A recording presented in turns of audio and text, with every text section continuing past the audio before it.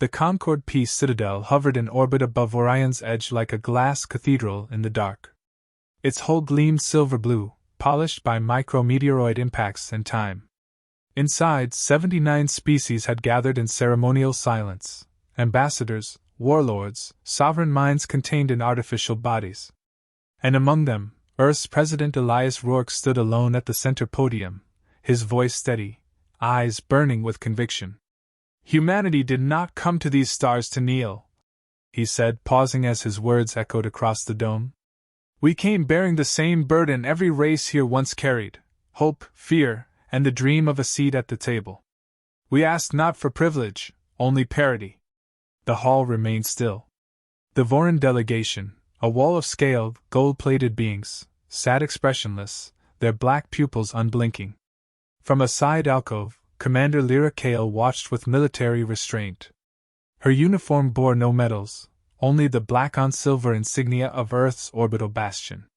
Her eyes scanned the crowd, trained to see what politicians never noticed: body language, guard rotation, sensor flickers. Something felt wrong. Too many exits open. Too few Concord enforcers on patrol. Isaac's voice, smooth and sexless, spoke in her ear. "Thermal bloom on upper balcony. Possible stealth rig." Lyra's hand dropped to the sidearm at her waist. She whispered, "Track it. Feed visuals." Isaac complied. "Motion trajectory calculated. Object speed 0.14 c. Incoming." A single pulse of light, faster than the eye, hotter than the sun, lanced through the dome's transparent roof and pierced President Rourke through the chest. The beam exited with a muffled hiss, vaporizing tissue and alloy alike. He crumpled mid-sentence, body slamming against the podium. A gasp spread like static through the assembly. Chaos detonated. Vorin guards immediately stood, not in surprise, but in unison, shielding their leaders with smooth, practiced movement. They knew. Lyra moved before the rest, vaulting the railing and sprinting toward Rourke.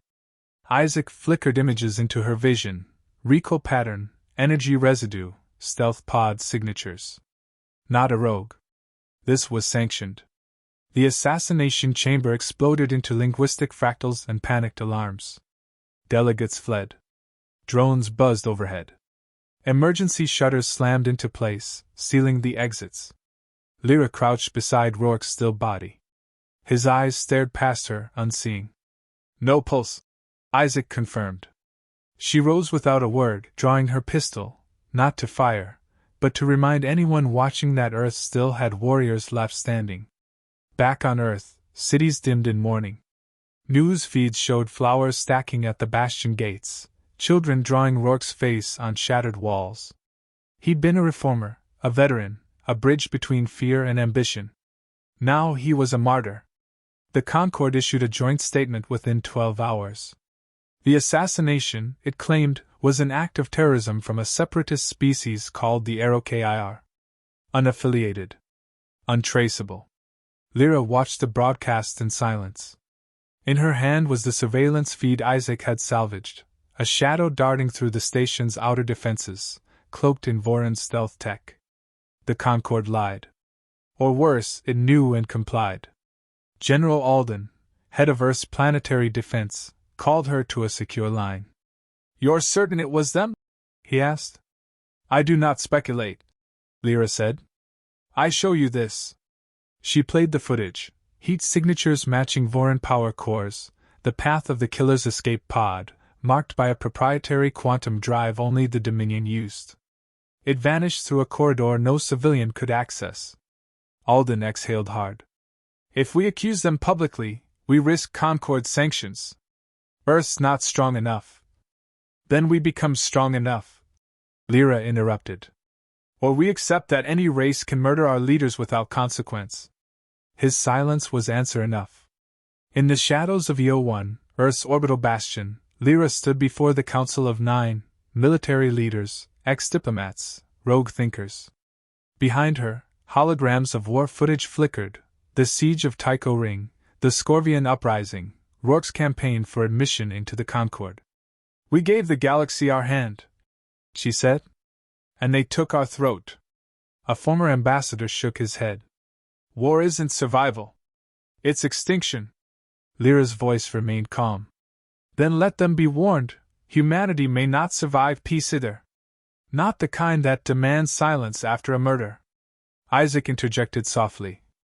Preliminary support among Earth populations shows 78% approval for strategic retaliation. That number meant nothing to Lyra. Approval came and went. Resolve was harder to find. One by one, the Council gave reluctant nods. Earth would not declare war. Not officially. But neither would it remain passive. Operation Echo Furnace is approved, Alden said grimly. You're in command. Hours later, as the Bastion's fleet drifted into high alert status, Lyra stood in the launch bay of the Ark Judgment, her flagship. Mechanics rushed to retrofit hulls with gravitic shielding. Fighters were armed in eerie silence. Her Lieutenant Dorn approached. Orders, Commander? We go dark, Lyra said. No beacons. No broadcasts. And target? Lyra turned her gaze to the starfield beyond the viewport. We start with the Voran patrol at Dead Star's Passage. Then we climb the chain. Dorn hesitated. And if the Concord intervenes? Lyra's stare didn't waver. They'll do what they always do, talk. While we act. Isaac's voice broke in one last time, quiet as breath. Strategic note, you are about to step into uncharted conflict. Probability of escalation exceeds 92%. Recommendation, prepare for prolonged engagement. Lyra nodded. I am not preparing for a battle, Isaac. I'm preparing for history. And with that, Earth's retribution began, not with parades, nor with declarations, but in the void, with a single ship and a single truth. Humanity had been wounded. Now it would show the galaxy how it healed, through fire. The war room aboard Ark Judgment was quiet, cold, and dimly lit by the soft blue of tactical projections. Commander Lyra Kale stood in front of the 3D star map hovering above the central table. She watched the simulated Voran dreadnought drifting through Dead Star's Passage, its patrol route predictable, almost arrogant in its routine. Her arms remained folded. Her eyes never blinked. Their scanners sweep the void every 90 seconds, Isaac reported. Range 14,000 clicks. Blind spot 6 seconds at each eastern loop. 6 seconds, she repeated, not as a question, but a calculation. Plenty. Lieutenant Dorn leaned forward, brow furrowed. You really believe this is how it begins? No. Lyra's voice was firm. This is how it answers. Back on Earth, the Council was still unraveling. Old politicians debated morality in opulent halls while shipyards in orbit forged weapons meant to punch through moon-thick armor. Cities pulsed with a strange unity. Candlelit vigils for Rourke filled plazas while recruitment offices overflowed with volunteers. On the news, they showed Lyra's eyes, focused, steel-hard, human, and named her Earth sword. Retaliation is suicide, one Concordian broadcast warned. Earth risks annihilation. But Earth had heard that before. 100 years ago, when the Concord had refused their membership, humanity had clawed its way into the stars through blood and innovation. Now they didn't ask. Now they reminded. Lyra watched the fleet assemble silently in the shadow of Saturn. No transponders. No light emissions. Only dark shapes like predators beneath still waters. The Ark Judgment led 7 vessels, all refitted with classified tech buried in budget reports and forgotten black sites. Project Titan had been greenlit before Rourke ever ran for office. Not for conquest. For this. Isaac brought up internal fleet channels. Crew chatter filtered through. Some joked about making history, others whispered prayers. Humanity's last war, Dorn muttered. No, Lyra corrected. Our first one by choice. The attack on the dreadnought began at 0200 hours. Earth's ships didn't approach, they unfolded into position, slipping past scanners like ghosts. Drones launched in near silence, gliding without heat signatures. The first blast came from above, a kinetic slug accelerated to near light, punching a crater through the dreadnought's dorsal plating. Fire and vacuum screamed outward as the Voron scrambled to respond. Within 4 seconds, Earth's swarm drones overwhelmed the defense grid, flooding the hangars, melting the reactors. Precision, not chaos, marked every strike. Inside the command chamber, Voron officers barked orders in their shrill tongue. But it was already too late. Lyra watched the whole thing from the Judgment's bridge, arms behind her back. Isaac relayed casualty projections. 92 dead. 53 injured. No humans lost. They're still broadcasting distress, Dorn said. Concord channels. Lyra didn't hesitate. Jammers stay active. We finish what we started. 2 minutes later, the dreadnought broke in half, its center splitting like a rotten tooth under pressure.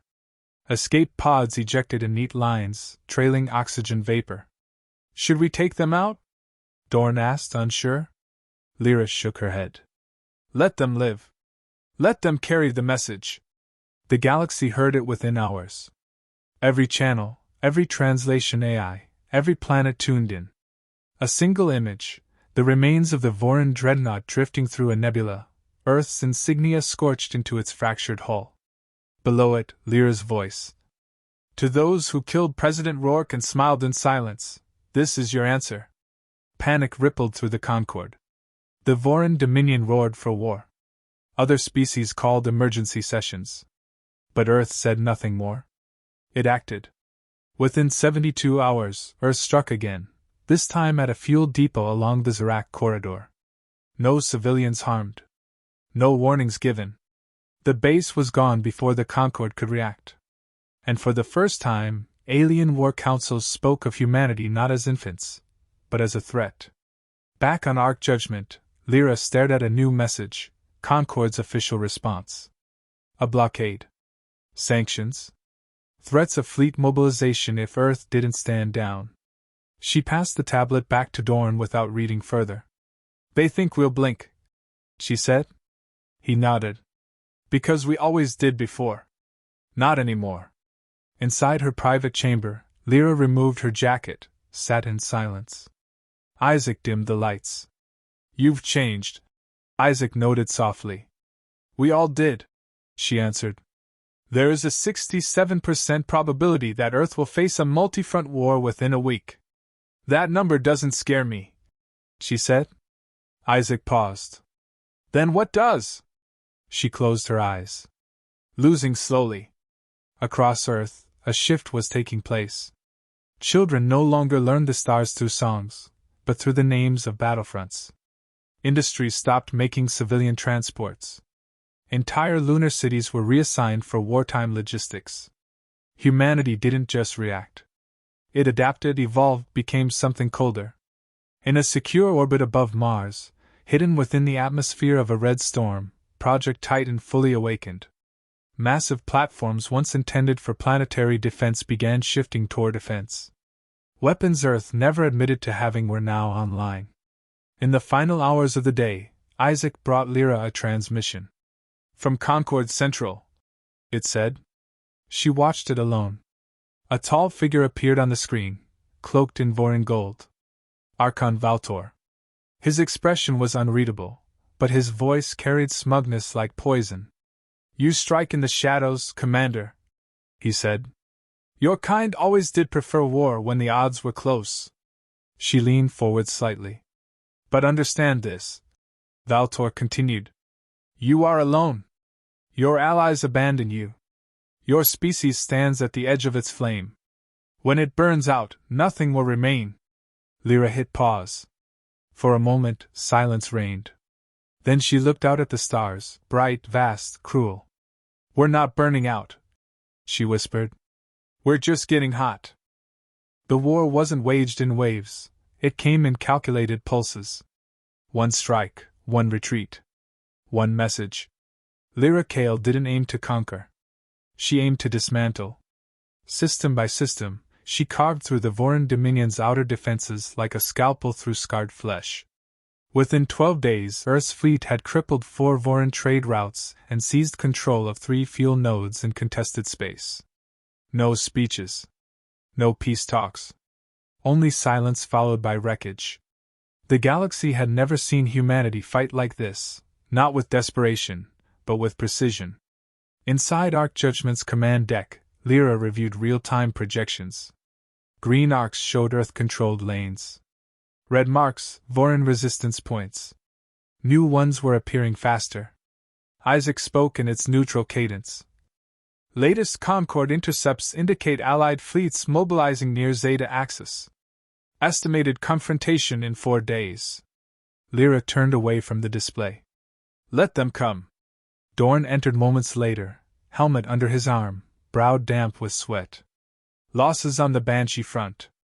We held, but Sarah Dorn's unit took a hit. Her breath caught. Sarah? She asked. He nodded. Gone. Ship cracked during exfil. She got the civilians out. Lyra closed her eyes. Sarah had been more than a soldier. She was one of the few who still laughed, even here. Even now. She shouldn't have been in the field, she said quietly. She volunteered, Dorn replied. Said if you could leave from the front, so could she. Later that night, alone in her quarters, Lyra stood at the viewport. The stars were motionless. Cold. Detached. Isaac broke the silence. Would you like to log a remembrance for Lieutenant Dorn? Lyra didn't answer. Isaac continued. Her last recorded message was intended for you. Lyra turned slowly. Play it. A flicker, then Sarah's voice filled the room. Calm, resolved, tired. If you're seeing this, I'm gone. Don't let them make me into a hero. I was scared, Lyra. The whole time. But I followed you because you never blinked. You made the rest of us believe we were more than a species trying to survive. We were something new. Don't stop being that. The message ended. Lyra whispered. I wish that was enough. The next mission broke something inside her. A Vorin mining facility, civilian, yes, but critical. Supply lines funneled from it to their frontline fleets. The Concord had embedded diplomatic observers there. Earth's council hesitated. Lyra didn't. She ordered the strike. 7 warheads launched from low orbit, breaching planetary shields in under 30 seconds. The facility folded inwards, a fireball consuming thousands. Isaac displayed the aftermath. Casualty count rose past 11,000. Objective destroyed, it reported. Dorn said nothing. His face said enough. That night, Earth media broadcast victory. Crushing the Dominion's core, was the headline. Lyra's name chanted in steel voices. But in the quiet of the command room, Isaac asked, Commander, do the means justify the consequence? She didn't reply. Not right away. Then she said, There's no scale left that balances this war. In orbit above Vorin 3, Earth's fleet regrouped. They had burned their way to the Dominion's throat. And Valtor noticed. A new transmission arrived, this one direct, no Concord mediation. No filters. His face appeared again, pale and reptilian beneath ceremonial gold. I underestimated your species, he admitted. You lack grace. But not force. Lyra folded her arms. Grace is for peacemakers. You killed ours. Valtor sneered. You're brave, Commander. You believe your cause righteous. That's always how extinction begins. She stepped forward, voice low. We offered unity. You offered murder. Now you get memory. You'll remember what humans are when we stop asking. The screen went dark. Earth's council convened again. Their voices were tired but defiant. You've made Earth a pariah, one minister told her. No, Lyra replied. I've made us something worse, respected. The room fell quiet. General Alden leaned in. We have a decision to make. The fleet stands at Serac Prime's doorstep. If we hit the capital, there's no coming back. Lyra didn't blink. There was no coming back since Rourke hit the floor. As preparations began, Isaac provided a quiet observation. You've not asked for survival odds. I already know them. And yet you proceed. I'm not here to survive. Isaac hesitated. Then what are you here for? Lyra looked through the viewport again, this time at the massive storm wall forming around Zerak Prime. A defense field only the Vorin could build. Behind it lay the center of their empire. I'm here to end a lie. The final hours before launch were filled with ritual. Weapons checked. Goodbye messages recorded. Silence reigned across the fleet, not fear, but something heavier. Purpose. On the hangar deck, Dorn approached her. You sure this is how it has to go? No, she answered. But it's the only way that means anything. He gave a faint smile. Sarah would have understood. I hope she forgives me. As Arc Judgment moved into attack formation, Lyra took her place on the command dais. The fleet aligned behind her. 30 vessels. Tens of thousands of lives. Begin final sequence, she ordered. Isaac's voice followed. Coordinates locked. Firing solutions active. We stand ready. She took one final breath. Then, begin assault.